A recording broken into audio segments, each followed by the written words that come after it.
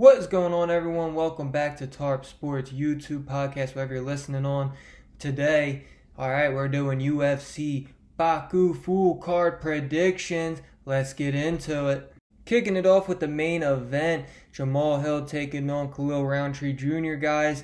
This is going to be a banger of a fight, standing and banging. Khalil Roundtree's a little bit of a favorite right now, but essentially a pick'em. This is going to be a great fight in my opinion, but I do lean Jamal Hill. I just think he's the better fighter. They both are very similar in the sense of their styles, but I think Jamal Hill has more output. I think Khalil Roundtree relies on his power too much. I mean, he has it, so why not rely on it? But I think there's times where he needs to go and he sits back. And also, guys, both these guys are coming off of absolute wars. Jamal Hill and Jiri Prochazka, absolute war. Khalil Roundtree, Alex Pereira, absolute war. But for the heavier weight classes, that doesn't seem to have as big as an effect as it does on the lighter guys.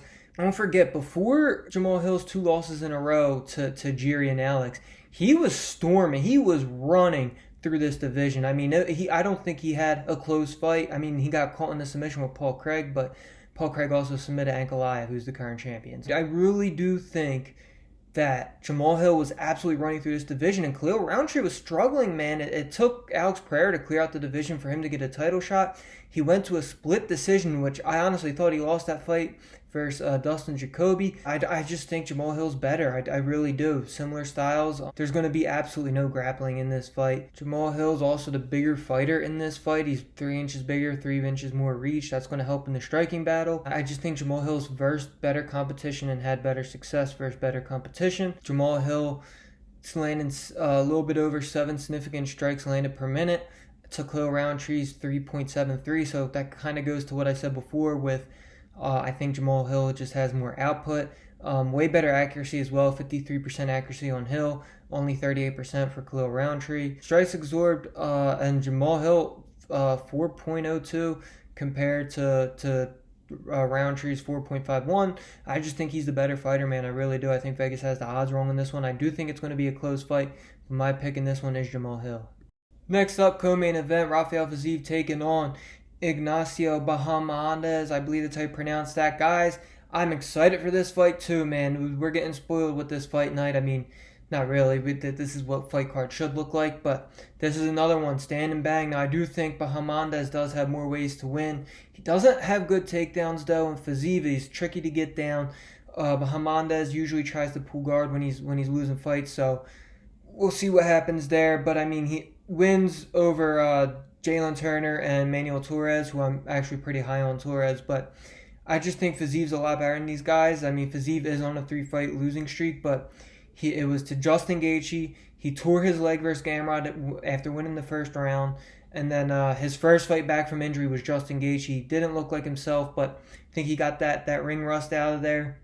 And I think he's going to look like himself again, guys. I'm going Rafael Fiziev in his home country. All right, I don't know what town he's from in there, but Baku's in his country. Hometown kid, underdog. I love it. I do. I really do. In their prime. I don't expect any grappling, but we've seen Bahamondes lose in the striking battle to Jalen Turner, and he pulled guard on Jalen Turner and called him in a nasty submission. And Manuel Torres was landing on him a little bit before getting knocked out, but Manuel Torres, he's more of a brawler. He's very, very loose with his hands and his body movement, and he just got caught with a nasty hook. I forget if it was right or left, but yeah, I think Fiziev's too clean. He's going to be extremely neat. I do think Bahamondes can win this fight. He's going to have to turn it to a brawl, though. You're not going to have a chess match with Fiziev in a striking match and win. And I think Fiziev's too smart, man. I think the level of competition he's versus is a lot better. Give me Rafael Fiziev to win this one by decision. Next fight, Blades taking on Knive, guys. This is a weird fight. I don't really know how this got made. This is Knive's UFC debut, and he's going up against a top 5 heavyweight. I don't know if he's ranked that way, but Curtis Blades, you better believe skill-wise, he is a top 5 heavyweight. He has the grappling, and he has a little bit of striking. Now, Blades struggles versus those power guys, and I don't think Knive is a power guy. What I mean by power guys, he like Derek Lewis, those one-shot guys, because Blades does leave himself out to get hit sometimes, and it costs him, right? You can't do that at heavyweight. There's one-punch power, but Knive doesn't, from what I've seen now, like I said, this is his UFC debut, but from what I've seen, he's not that power guy. He also likes to grapple it up, And I think in a grappling contest, Curtis Blades is going to win that. I think Curtis Blades can get a nasty ground and pound in this one. This is just a rude awakening for Kaniv. I mean, if he wins this fight, he's automatically in the title picture if that John Jones fight ever happens with Tom Aspinall. But, I mean, look at Blades' losses. They're to Tom Aspinall, Sergey Popovich, and Derek Lewis. Other than that, and Francis Ngannou, I believe, too. It's not that level of competition from Kaniv. It's really not, at least from what I've seen. I just really think that this is a lopsided match. The odds, honestly, I'm honestly surprised Blades isn't a heavier favorite. Give me Curtis Blades by KO in this one. I can see nasty ground and pound happening. Musayev taking on Orlabai, guys. This is a weird one, man. Musayev, 35, making his UFC debut. At 155, I think this is just too late, man. Orlabai, 27 years old. I mean, look at this dude. I want you to take a good look at this dude and tell me he's losing a game of punch face right here, all right? This dude looks like he was fighting tigers, bears, lions, all that good stuff in that Kakistan mountain warrior type stuff. Olabai's probably going to win this fight. I think, honestly, Salve got signed to the UFC just because it's in his home country, and I think they just needed to fill the card up with some hometown guys. And I did pick Fiziev to win his fight, but I'm going against the hometown kid in this one. Give me Olabai. I'm going to go by decision. He looks pretty durable, Musayev. Sadikov taking on Mata. This is going to be a fun fight. The odds indicate Sadikov is going to dominate this fight, but man, Mata can crack. And I don't expect there to be too much grappling, but Sadikov has the grappling in his back pocket if needed. And I don't think Mata is that great of a grappler, even though he is Brazilian. His grappling doesn't check out with me. I truly do think that Sadikov has more ways to win this fight. He has sneaky kicks, and that's what I like about him. He's one of the few guys that tear up the leg, and as soon as guys start putting their arms down, he's aiming at your head. That's what he did in his last fight to Bonfim. One of the few guys that actually will switch up where he kicks. I'm actually a pretty big fan, and he's in the hometown. I'm taking Sadikov to win this fight by KO. Next fight, Naimov taking on Grad, and guys, anyone that ends their last name in OV is an automatic tail. Alright, I'm going Muhammad Naimov. They're strictly off that, honestly, no. In all seriousness, Grad, he was on Dana White Contender Series, got brutally KO'd by Tom Nolan. Naimov, much better competition for sure. I'm pretty unsure about Grad. I don't know if he's UFC level. He did win on the Contender Series. For some reason, I think he did fight in UFC. I think he only had one fight, and it was versus someone that wasn't that good. I don't know if it was a short notice fight or something, but yeah, I think Naimov is the better fighter here. His name ends in OV. That's good enough for me. Next up, Ko taking on Oban Elliott. Guys, Oban Elliott is the new hot fun toy in the UFC. Everybody's on him, but he's beatable. I truly think Oban Elliott is beatable. We've seen him be under pressure a lot. We've seen him almost lose fights. We've seen him down on the scorecards and he got a comeback win. Although I don't know about that scorecard, quite honestly, if you know what fight I'm referring to. But I don't think this is the fight that Oban Elliott loses. I think Oban Elliott's probably just going to wrestle his way to a victory here. A lot of up against the cage, getting him down on the mat. That's the full way to beat Ko, in my opinion. And this is Ko's UFC debut. I'm pretty sure he was supposed to fight Billy Ray Goff, but there was a visa issue. But now they're not in America, so I don't fully know the full story there.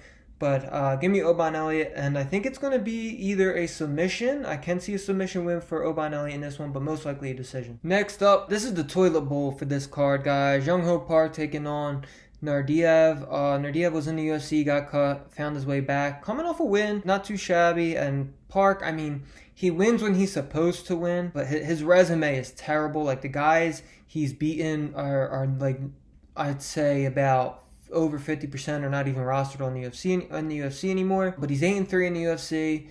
But the competition is so bad from him. Nardiev, it's same thing. The competition. I mean, he did fight Sean Brady. Other than that, I mean, he did look really good versus Bruno Silva. But I mean, I'm not the highest person on Bruno Silva either. This is, for betting purposes, this is dog or pass for me. So that basically just leaves Nardiev or pass. To win the fight, Park should win this fight. Nardiev can easily win this fight. Like I said, these are two low-level guys. Probably just going to be swinging in there. I don't see much grappling in this fight.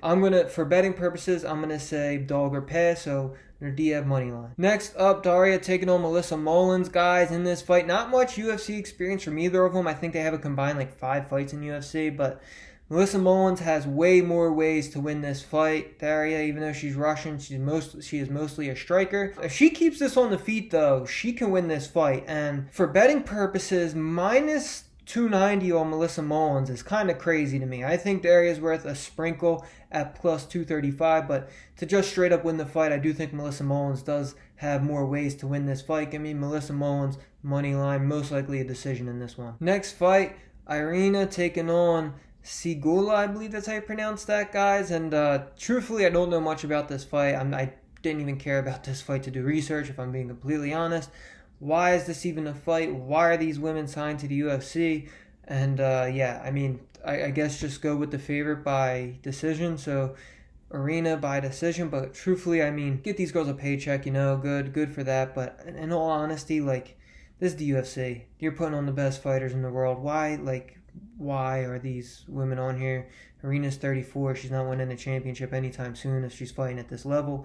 They both already lost to Melissa Mullin, I believe. Give me Irina by decision. Ulanbekov taking on Maxim, guys. And Ulanbekov is honestly just a way better version of Maxim. The odds say it all. He's minus damn near 500. He trains with Habib and all them, so I mean he's a bunch of killers. Maxim, he couldn't even take down Charles Johnson, so that's why I say Ulanbekov is a way better version, and he actually has striking Ulanbekov. He's going to finish him. Ulanbekov's going to finish Maskov. I mean, he has a split decision win over Tyson Nam. Couldn't take down Charles Johnson, who before that fight was known to have the worst takedown defense in that division. Ulanbekov, honestly, if he wanted to, he could toy with him the whole fight. He could beat his ass for 15 minutes of the fight, or if you want a quick payday, you can go in there and get a quick finish, in my opinion. Though Ulanbekov, give me him by KO or submission. Now the people's main event, Hamdi taking on Usman, guys. This is a fun fight. Hamdi, he was suspended for almost 3 years, pretty much, and then he came back. He looked decent for someone that hadn't fought in almost 3 years. He looked decent. He won the fight. It wasn't the best competition, but let's be honest, Muhammad Usman isn't either. Hamdi mixes in the wrestling very well. He has an 80% takedown accuracy. Usman, I mean, he wrestles, he can, but he's on a 2-fight losing streak. McParkin, and I forget who else he lost to, but I think Hamdi has more ways to win this fight. When you can grapple on the level Hamdi can at heavyweight, it is a huge advantage. Give me Hamdi moneyline by decision. Thank you guys for tuning in. That's my full card predictions. All right, and if you want to see what I actually take, I don't put in bets until after weigh-ins, so I will. I'm gonna attach a link to the Discord. All my plays get put in there. It's completely free to join, no charge whatsoever. Or follow me on social media. I'll post on there as well. But yeah, if weigh-ins go good, I'll probably take most things I was confident in speaking in this video. But yeah, don't forget to like, subscribe, share with your degenerate uncle. Thanks for watching.